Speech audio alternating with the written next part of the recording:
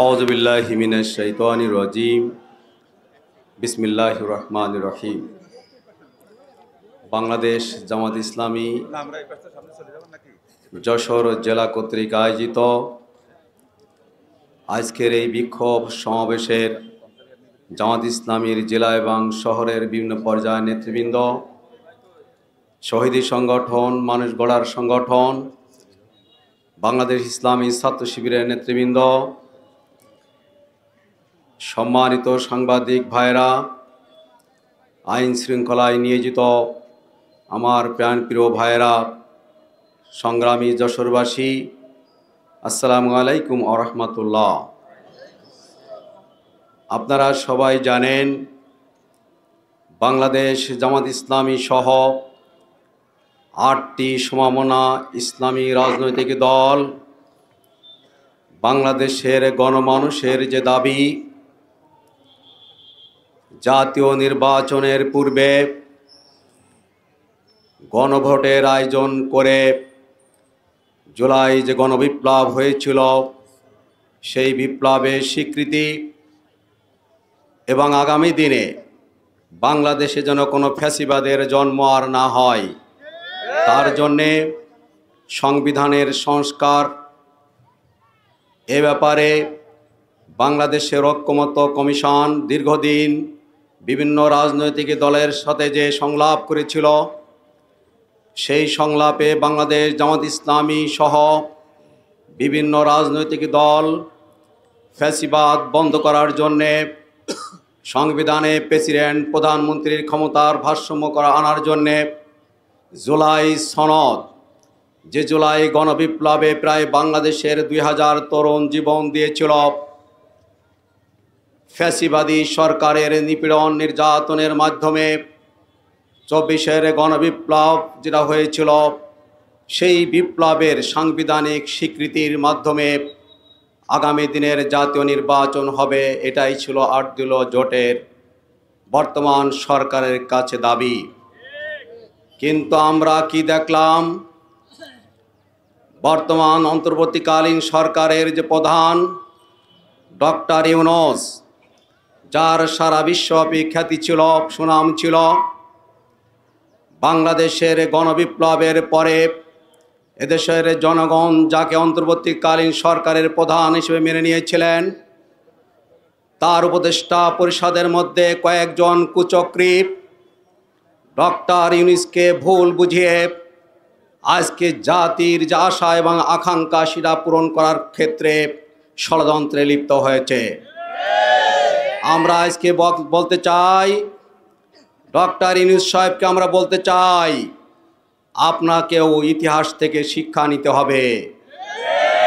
2007 সালে যে যৌথ বাহিনী ক্ষমতায় এসেছিল, মঈন আহমেদ এবং ফখরুদ্দিন, সেদিন তারা 8 সালের নীল নকশার একটি নির্বাচন করেছিল, যে নীল নকশার নির্বাচনের মাধ্যমে তারা আজও বাংলাদেশে আর ফিরতে পারেনি। মঈন আহমেদ এবং ফখরুদ্দিন বাংলাদেশের জমিনের কোনো মুখ তারা আর দেখতে পায়নি, বিদেশে তারা পালিয়ে আছে।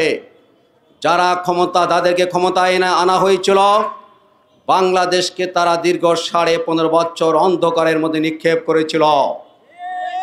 আমরা আজকে আপনাদেরকে বলতে চাই, যে কুচক্রী উপদেষ্টা মণ্ডলী ডক্টর ইউনূসকে ভুল পথে পরিচালনা করছেন, এবং ডক্টর ইউনূস আপনি তাদের কথা মতো একটি বিশেষ রাজনৈতিক দলকে ক্ষমতা আনার জন্যে তাদের এজেন্ডা বাস্তবায়ন করছেন, এদেশের জনগণের প্রত্যাশা এবং আকাঙ্ক্ষাকে ভুলুণ্ঠিত করছেন, আপনাকেও জাতি কখনো ক্ষমা করবে না।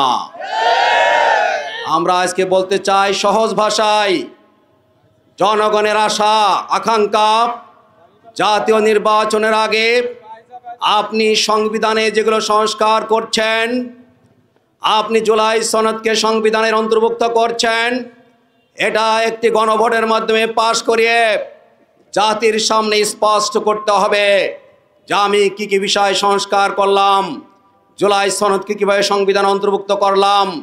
এদেশের সাধারণ জনগণের কাছে স্পষ্ট করার পরেই জাতীয় নির্বাচন দিতে হবে। আপনি একটি গুজামিলের আশ্রয় নিয়েছেন, বাংলাদেশের সংখ্যাগরিষ্ঠ মানুষ গ্রামগঞ্জে বসবাস করে, যারা এই সমস্ত বিষয় সম্পর্কে অবগত নয়, তারা কিভাবে ভোট দিবে? একই দিনে দুইটা ভোট। তারা কিভাবে জুলাই সনদ এবং ঐক্যমত্য কমিশনের যে প্রস্তাব ছিল সেই প্রস্তাবটা কিভাবে নিবে? আবার কিভাবে তারা জাতীয় নির্বাচনের ভোট দিবে? আমাদের সাধারণ মানুষ থাকে অন্ধকারের মধ্যে, গোলকধাঁধার মধ্যে। আমরা আশঙ্কা করি, এমন একটি ফর্মুলায় আপনি গিয়েছেন একটি বিশেষ রাজনৈতিক দলকে ক্ষমতা আনার জন্যে, জুলাই বিপ্লব সম্পূর্ণ ভুলুণ্ঠিত হতে পারে। কারণ অনেকে আজকে দেশ এবং জাতির বিরুদ্ধে ষড়যন্ত্র করছে। আজকে অনেকেই যে জুলাই গণবিপ্লবে অসংখ্য শহীদ রক্তের বিনিময়ে রাজপথে কথা বলার সুযোগ পেয়েছে, মিছিল করার সুযোগ পেয়েছে, আজকে সেই শহীদদেরকে তারা ভুলে গিয়েছে। সংগ্রামী ভাইরা, আমরা বেশি কথা বলতে চাই না। একটি সন্তান জন্মগ্রহণ করার আগেই আপনি তার নাম রাখছেন, এটা কখনো যৌক্তিক নয়। এই জন্য আমরা বলি যে জাতীয় নির্বাচনের আগে এদেশের জনগণের দাবি হচ্ছে আপনি গণভোট দিবেন। তা না হলে বাংলাদেশ জামাত ইসলামী সহ 8টি রাজনৈতিক দল, এদেশের সংখ্যাগরিষ্ঠ জনগণ আপনার এই নির্বাচন কখনো মেনে নেবে না। আর আপনি যদি মনে করেন যে আমার পক্ষে কিছু দল আছে, আমার কয়জন উপদেষ্টা পরিষদ আছে, তাহলে আপনাকে বলতে চাই, জাতিকে যদি আপনি আজকে অন্ধকারের মধ্যে নিক্ষেপ করতে চান, তাহলে মঈন আহমেদ এবং ফখরুদ্দিনের জীবনের ইতিহাস আপনি দেখেন, তারা কোথায় আছে। আর জাতি যেভাবে অন্ধকারের মধ্যে নিক্ষিপ্ত হয়েছিল, আবারও যদি আপনি জাতিকে অন্ধকারের মধ্যে নিক্ষেপ করতে চান, তাহলে এদেশের ছাত্র জনতা সেটা কখনো মেনে নেবে না। আমরা আজকে বলতে চাই, 15.5 বছর যারা এদেশের মানুষের গণতান্ত্রিক অধিকার ধ্বংস করেছিল, রাজনৈতিক অধিকার খর্ব করেছিল, হাজার হাজার মানুষকে যারা হত্যা করেছিল, আজকে তাদেরই ক্রীড়নক হয়ে যারা আজকে দেশকে আবার ষড়যন্ত্রের নীল নকশায় সেদিকে নিয়ে যেতে চাচ্ছেন, আজকে যারা স্বৈরাচারী ফ্যাসিবাদী শেখ হাসিনার বিচারকে বন্ধ করতে চান, আমরা বলেছিলাম নির্বাচনের আগে অবশ্যই বিচারের সাজা, বিচার দৃশ্যমান করতে হবে। এখনো বাংলাদেশে কোনো বিচারের রায় প্রকাশিত হয়নি, আমরা কোনো সংস্কার দেখিনি। আমরা বলেছি লেভেল প্লেইং ফিল্ড করতে হবে নির্বাচনের আগে। এখনো বাংলাদেশে অবৈধ অস্ত্রের ঝনঝনানি, একটি রাজনৈতিক দলের নেতা এবং কর্মীরা বাড়ি বাড়ি যে হুমকি দিচ্ছে, ভোট কেন্দ্রে যেতে দেব না, যদি যাও ভোট কেন্দ্রে তোমাদের পা ভেঙে দিব। আমরা বলেছি এই লেভেল প্লেইং ফিল্ড না হলে এদেশের জনগণ স্বতঃস্ফূর্তভাবে ভোট দিতে পারবে না। কাজেই আপনি যে নীল নকশা পেতেছেন ডক্টর ইউনূস, আগামী দিনে বাংলাদেশে অবাধ সুষ্ঠু নির্বাচন যাতে না হয় তার ব্যবস্থা আপনি গ্রহণ করছেন, নির্বাচনকে অনিশ্চয়তার দিকে আপনি ঠেলে দিচ্ছেন। কিন্তু আপনি জানেন বাংলাদেশ জামাত ইসলামী 1 বছর আগে থেকেই বাংলাদেশের সকল নির্বাচনী সিটে প্রার্থীর নাম ঘোষণা করে নির্বাচন করছে। আমরা এখনো বলছি ফেব্রুয়ারিতে জাতীয় নির্বাচন দিন, জাতীয় নির্বাচনের আগে অবশ্যই গণভোট আমাদেরকে দিতে হবে। আপনারা আজকে বলছেন একদিনে নির্বাচন হলে অর্থের সাশ্রয় হবে। আমি বলতে চাই তাহলে সবই নির্বাচন আপনারা বন্ধ করে দেন, যেটা আপনাদের টাকা দরকার। দেশের মানুষের গণতান্ত্রিক অধিকার দরকার নেই।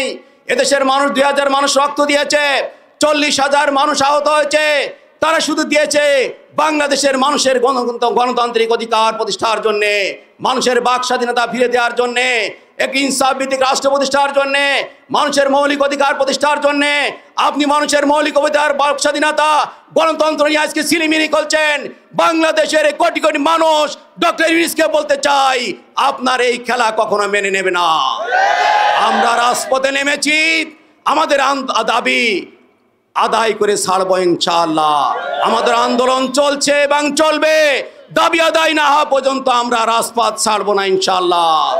আর যারা বাংলাদেশে লকডাউন করছেন তাদেরকে বলতে চাই, আপনাদের কোনো ষড়যন্ত্র বাংলাদেশে বাস্তবায়ন হবে না ইনশাআল্লাহ। বাংলাদেশের ছাত্র জনতা সকল ষড়যন্ত্র রুখে দেবে ইনশাআল্লাহ। আসুন আমরা যারা এখানে আছি, আমরা কথা আর না বাড়িয়ে আজকের এই সমাবেশ বিক্ষোভ মিছিল থেকে সরকারকে বলে দিতে চাই, আগে গণভোট, তারপরে জাতীয় নির্বাচন। আপনারা এতে রাজি আছেন তো?